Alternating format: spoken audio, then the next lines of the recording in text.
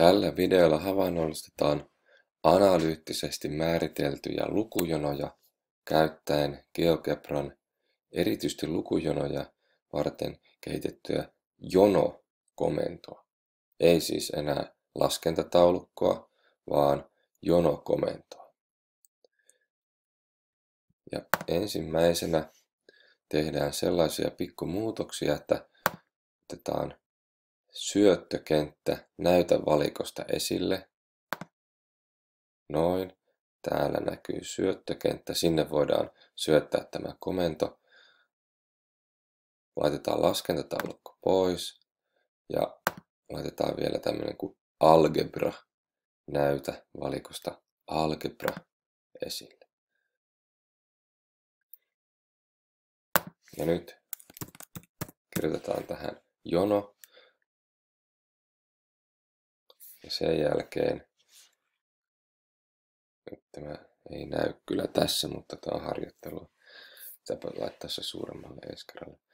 Valitaan tästä, kun siirretään vähän nuolta alaspäin, niin siitä tulee mahdollisuus valita tällainen, missä on jo valmiiksi paikat, mitä täytyy laittaa. Nyt lausekekohdalle syötetään lauseke, ja mepä tehdään näin, että laitetaan sulkeet, eli syötetään tähän pisteen lauseke.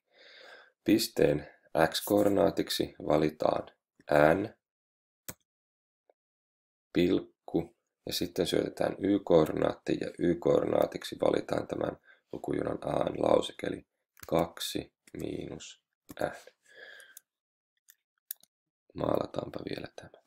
Eli tuolla näkyy sinisellä piste, jonka x-koordinaatti on n, ja y-koordinaatti on 2 miinus n. Selvä. Sitten muuttujaksi valitaan n. Tässä kätevimmin liikutaan, kun pannaan nuoli oikealle tai tabulaattori. Alkuarvo tälle muuttujalle n on 1. Voisi olla jotain muutakin, mutta nyt me aloitamme ykkösestä. Loppuarvo vaikkapa 15. Askeleen pituus tarkoittaa, että kuinka monta lisätään aina yhdelle. Jos laitetaan vaikka 2, niin sitten pidettäisiin 1, 3, tai ensimmäinen, 3, 5 ja niin edelleen. Mutta laitetaanpa nyt 1, että pidetään kaikki peräkkäiset jäsenet. Sitten laitetaan enteriä ja jono syntyy saman tien. Tämä jono-komento on varsin kätevä lukujonoja havainnollistettaessa.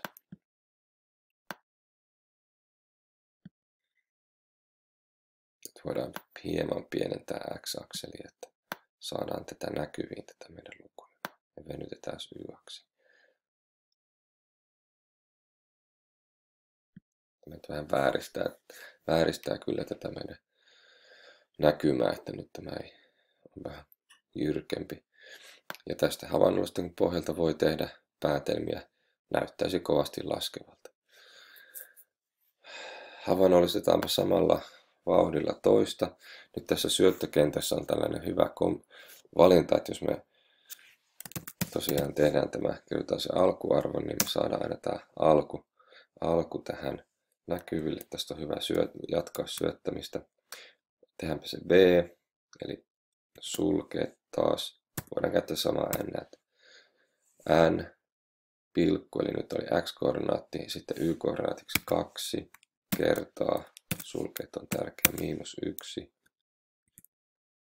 potenssiin n, muuttujaksi n, alkuarvo 1, loppuarvo 15, askeleen pituus 1, puksahti tuonne. No nyt tämä näkyy vähän huonosti, tai siis eri värit voisi olla hyvät.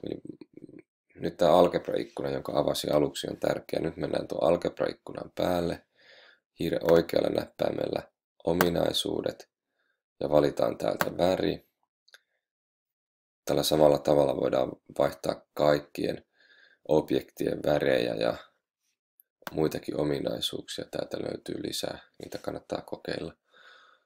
Noin, siellä näkyy tämä meidän BN-lukujono. Ja se tulkinta menee, että tuossa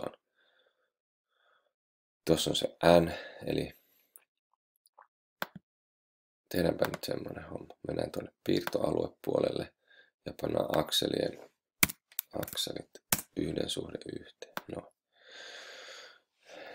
Kun n on 1, tämä A-lukujono saa arvon 1 ja B-lukujono saa arvon -2. Kohdassa 2 tai n on 2, A-lukujono arvo on 0 ja B:n arvo on 2. Eli toiset jäsenet ovat 0 ja 2.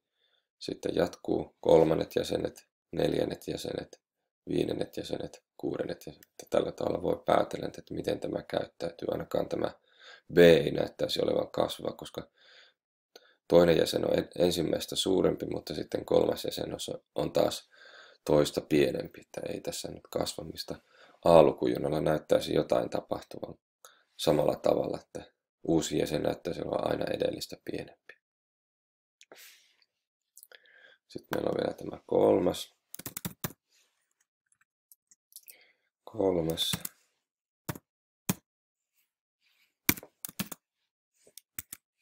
Muistetaan desimaalipiste.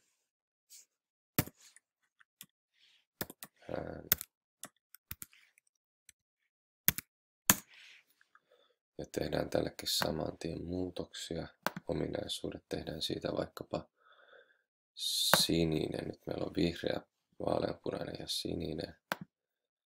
Siirretäänpäs vähän tätä aluetta.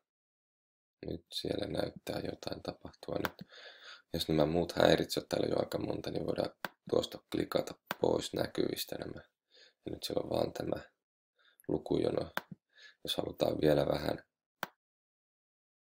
näkyville, niin tuolta aina voidaan skaalausta muuttaa. Siinähän tämä näyttäisi menevän kovasti nousevan.